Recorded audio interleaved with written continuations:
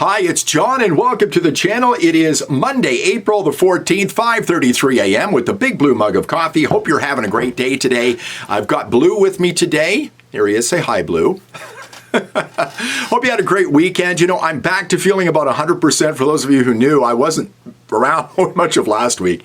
I'm about 100% now. So I hope you had a good weekend. And yesterday, you may have been following the button story. The crazy things that come up in Canadian election campaigns. But yeah, there was a lot of talk about buttons yesterday. And I woke up at 1 o'clock this morning thinking about buttons.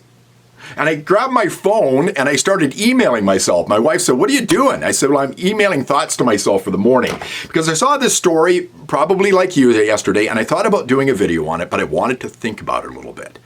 So I've got something a little different for you today, and thinking differently than what other people probably had on the internet yesterday, and I wrote something. So I hope you'll excuse me. There's some quotes in this that I can't remember. I wrote this down, so I hope you'll excuse me if I do read it off the screen. So here's what I wrote this morning on the button story. All right. The internet was abuzz yesterday with stories and videos and pictures of the buttons allegedly planted by Liberal election staffers at the Canada Strong and Free Network conference in Ottawa in an attempt to smear the Tories. Stop the Steal, Make Canada Great Again, Free Alberta, and others were found.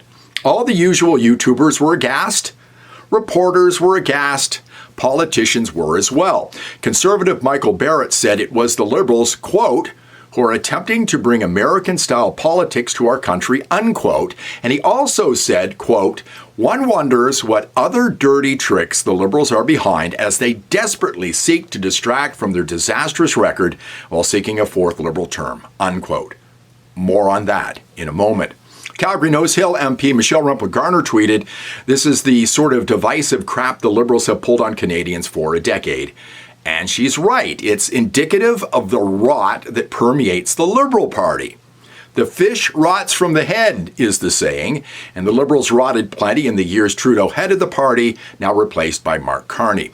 The Liberals say it has nothing to do with the members of their team, but the pettiness of this probably hasn't escaped you.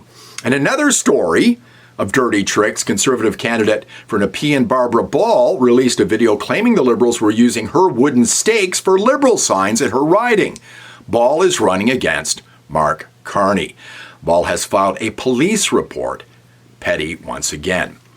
This button story reminded me of my thoughts when the Liberals decided they were going to micromanage our lives and ban plastic straws. And I may have mentioned this on my channel before. Please excuse me if I have, but it came to mind again with this button story.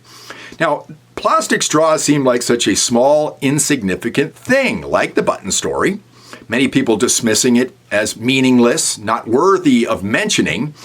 I think it's indicative of something much bigger. Any party that would ban its citizens from making the choice of using plastic straws is capable of doing anything to us. At least that's the way I think of it.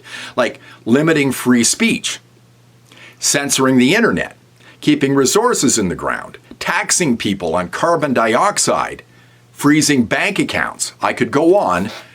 Not petty at all. The button story is no different to me than Carney's incessant droning on Donald Trump. Plant the button, the Trump message, and use it to your advantage and to the detriment of your opponent and the country. He seems gleeful every time he mentions it with his eat shit grin. I'll get back to Trump and trade and everything, because we can't avoid it. I go back to Michael Barrett's quote from above, quote, one wonders what other dirty tricks the Liberals are behind as they desperately seek to distract from their disastrous record while seeking a fourth Liberal term, unquote. Hasn't Carney's complete campaign been a dirty trick? Hasn't his campaign been based on distraction? Hasn't he been metaphorically planting buttons for people to find and use to his advantage and to the detriment of his opponent and you? In a country that needs serious leadership and economic relief, one wonders how long Carney can continue to beat the Donald Trump dead horse with 2 weeks to go in this campaign. Meanwhile, the other guy, Pierre Poilievre, is rising in the polls, talking about change, and making life more affordable and sounding more prime ministerial by the day. Carney seems like a one-Trump pony, his party rotting from the head while he plants his buttons. Let me know what you think. A little different today. I do appreciate it. If you could share this, that would be great. Give the video a thumbs up. Again, subscribe to the channel, ring the bell for notifications, and I'll see you in the next one.